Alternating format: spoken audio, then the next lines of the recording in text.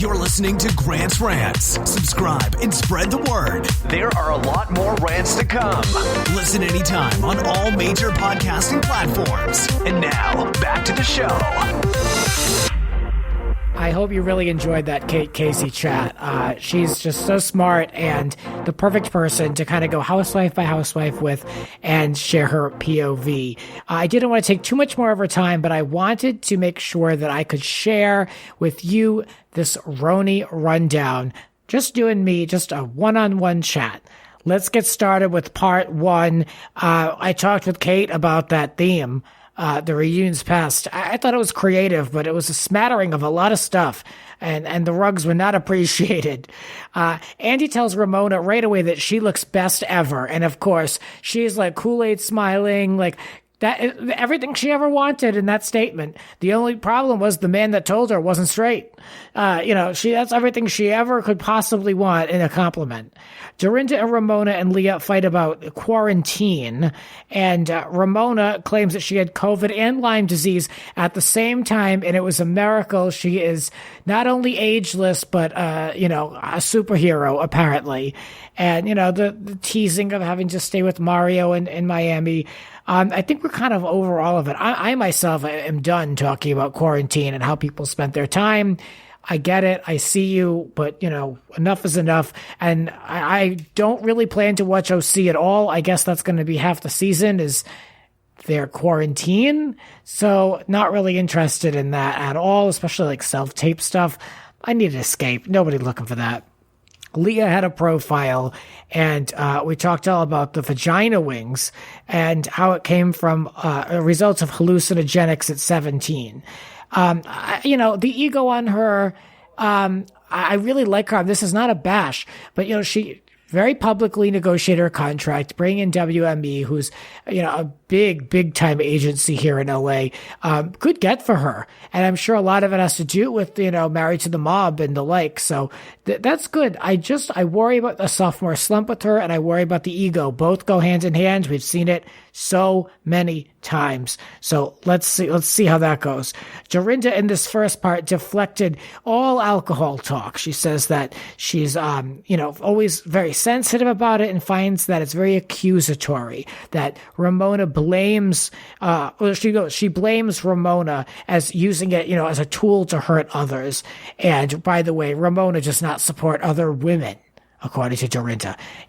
My favorite theme of New York, women supporting women. I still have yet to really see it, especially from Ramona. Wasn't she a no-show to Luann's test show that she did?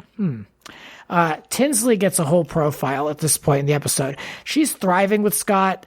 She's working with PETA, and everyone except Dorinda really backpedaled on their support for her and Scott, and they think it's so wonderful, and they're going to build out the closet, and everyone but Dorinda could get on there. But we all saw it. We saw that they completely ignored Tinsley at that bar/dinner, and they basically laughed at her. So no good.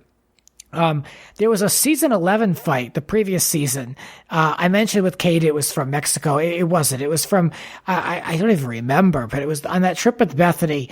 And apparently Scott gave some money to John, or there was an inquiry about money, and Dorinda turned on Tinsley. This is how she views it with regards to Tinsley and Dorinda's relationship. She thinks this was the breaking point. It seems to be that way. Did you see the commercial for Coupon Cabin or whatever it was with everyone with their boyfriends, including Carol? I mean, they were cool at one point. I mean, she did the commercial, but yeah, it always comes down to money. I'm not surprised. How many people do we know, relatives or friends, things have fallen out because of money? And that's what it seems to be like here. In part two, Dorinda's friend Greg apparently planted the story on page 6 that she was taking a break from John, and he did that on her behalf. Dorinda, this doesn't seem very forthcoming of you. This doesn't seem like you're being very open on the show, especially if you're having a friend plant a story. She really lost that argument at the reunion, especially with me. Tinsley is convinced that Dorinda turned on her when Scott gave the money to John. Again, I think she's onto something. Again, follow the money. Politics, housewives, business, follow the money.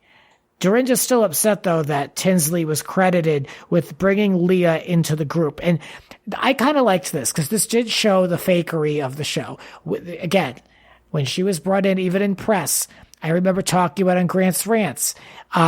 Leah was introduced as Tinsley's friend. Remember, they had that workout class, which I later believe was the whole boxing situation. But this points to some fakery. So Bethany gave a list of 30 names. So for those people who think these are women are all friends, are you kidding? It's all cast. So that's what we get. Leah didn't know anybody. She did get to know Tinsley. I believe they now, today, in October of 2020, have a genuine friendship, but she wasn't brought in that way. So I'm glad that they really exposed that. And Dorinda, I'll give her credit for that. She's still upset, though, that, Tinsley wasn't so forthcoming, and she claims even Bethany hid stuff, too. She got upset that she could not commit to finishing the show. Tinsley then was dismissed, which I was really kind of hoping she'd be able to sit there and weigh in. I didn't think she'd have too much to say, but Tinsley, I have no problem with her. I think, her departure only made me like her even more. So I'm sad to see that, she was shown the door so suddenly. Then we head into this Lou segment, and she had a great season, in my opinion. She's now the sober voice of the show. It's like we said, I guess in comparison, she looks pretty good compared to everybody else. But I think she did good. I don't really mind her. I'm glad that she's still on the show. She doesn't contribute that much. Again, I'm still over the cabaret, but I'll take it. I'm glad that she's, still there, still on the show, blah, blah, blah. I have nothing else really to say about Lou. She was very seldomly seen or heard on this reunion, in between all the backdrops of couches and fabric and all these other distractions. Lou kind of, faded into the background at this reunion, in my opinion. Now we get it to the point where Leah talks about her bipolar diagnosis, and Ramona is claiming outing her was not malicious. In the tone that she used and how she was presented, it was, of course, having to bring in a friend to say that the friend looked up this article from the past. And, the bad part is that Leah's daughter had no idea. I didn't know how closely Leah's daughter watched the show, but nevertheless, this was extremely personal, and there's no right here on Ramona's part. You can't justify it. I think she does eventually come around and realize that, and that she apologizes, but, it was another thing that she kind of used as a weapon, which was not good. Then this whole notion of teaching people comes up because Ramona will not admit that she has a facelift, and they want to have teach people. That's what Ramona said to Leah about bipolar. Oh, I gave you an opportunity to teach people about your bipolar diagnosis. Ramona, she doesn't want to use that opportunity. That was not part of the deal. And so Dorinda turned it around on her and with the facelift and said, yeah, be honest about your face. Teach people. And I like that. Anytime that you can, really spin Ramona's words against her, it's just too easy. And it's true. It's just too easy. So I like that. The women supporting women, and they're there to teach people. Okay, sure. So speeding on through to part 3, I've talked about it here with you guys every week. The social climbing. We get a whole segment about Ramona's social climbing. And everyone's kind of says what we've been saying. I've had now many, many different guests on this rundown, and we've all kind of said the same thing. It's ridiculous. The 50, 60 friends, how Sonia brings Ramona down. What an insult. Sonia just takes it all and says, we're family. This isn't any big deal. I'd be pissed because she keeps letting Ramona get away with it. And, we did see Sonia upset about it a little bit, but then that was all written off by her being drunk and on the water pills and all that. I just think it's going to continue to happen because Ramona is she's going to get away with it every time. She has, and she will continue to, unfortunately, and she shouldn't be able to. I don't really know what else to say about these 50, 60 girlfriends. There's the debate over her having a fake Gucci bag. Sonia yelling Chinatown. I think the whole thing is gross. I've never heard of somebody asking to give money like that. so she could get a certain gift. If Ramona wanted to impress the 50, 60 friends, she'd say, you know what? I turned whatever age and I went out and treated myself and bought myself my dream bag. And I think everyone would say that's great, as opposed to having to take up a collection like you're in a church. Unimpressive to say the least. Then Elise comes up, and Ramona calls Elise a black widow, and that Elise did not basically have blind loyalty to Ramona all season. And she turned on her. And now that's what happens. I think, the intention was for Ramona to have a number on her side to bring in Elise that would just be her lapdog, and it didn't work out. And so that's the end of that. No need to bring Elise on, I guess.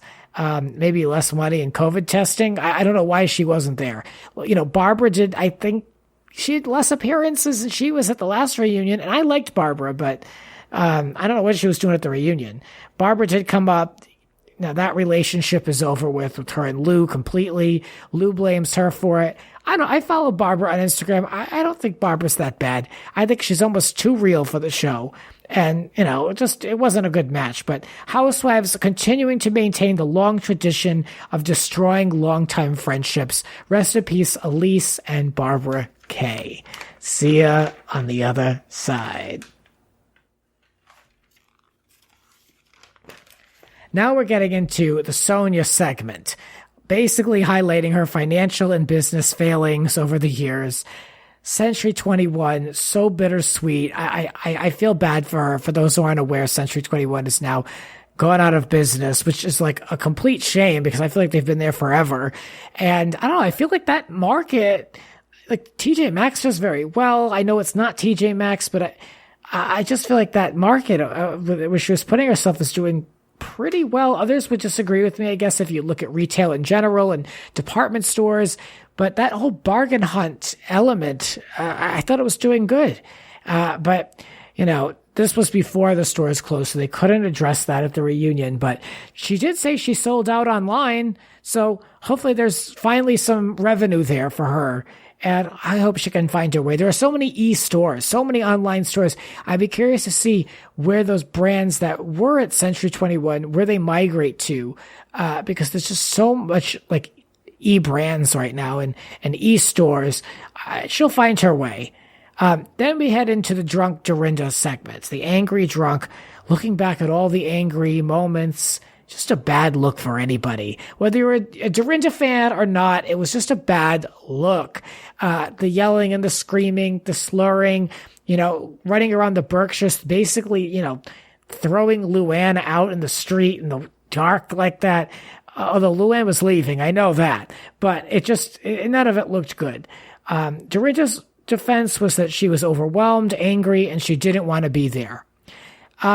I think this is all of us. I think we all have days at work where I can't pull this off. I can't put on a smiling face. Even now on a Zoom call or a Google Hangout, I'm like, how the hell fast can I get through this? Because I do have, like so many of us, we have personal things going on. So maybe she was right. Maybe she should have taken this season off. Hard to do.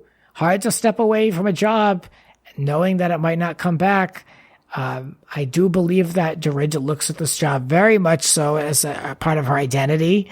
And, it's going to be tough. But they say now that this is the best thing to ever happen to her. I don't know if you caught Bethany, but Bethany, I believe, had her on her podcast. She thinks that, that Dorinda's only going to thrive and that she is.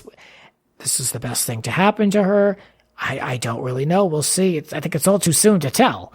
But Dorinda feels like Ramona made everything worse by not pulling her to the side and instead using, again, these tools against her to paint her negatively. And everybody did credit Lou as like, hey, you tried. You did pull her to the side. And Dorinda, you basically ripped her head off like twice. So I don't think that anyone could have handled Dorinda any better. I don't see it happening. I don't have any advice for anybody. I think they tried. It just wasn't a good look. And apparently she feuded with producers behind the scenes. So this is a bigger problem than her feeling judged by Luann. So it's kind of sad, but I think it kind of cost her the job. Ramona then engages in this emotional, very fake emotion, claiming that Dorinda made her the season's punching bag after Tinsley left. Oh, how terrible. And that's why she couldn't chat with her. Dorinda shut down at this point in the reunion. Papers flew from text messages that were later gathered by the card reader. And I mean, I don't know what that served, but, Ramona figured out finally that you could bring some type of evidence, and she tried. There's just no arguing with Dorinda, and it's a shame. There ultimately were apologies, but not the one that I predicted on this podcast. I really thought she was going to look at into the camera or look at Andy and say, look, I have a lot of work to do.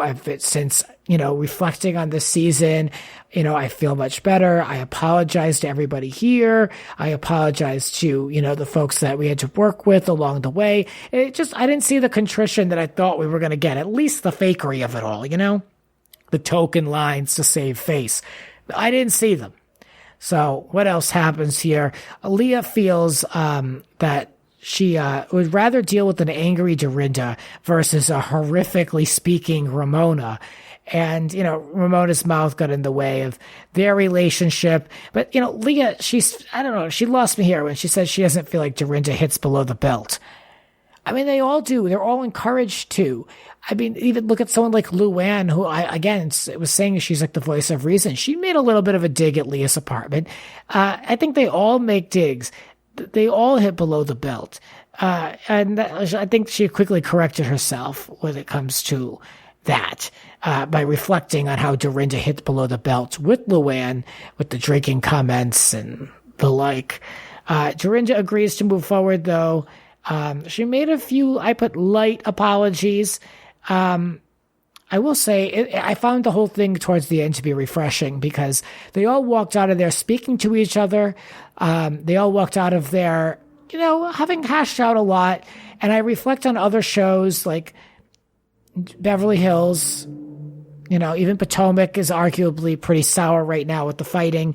And Atlanta, look at Nene and how she left. I was just happy to see that these women were able to move on from this.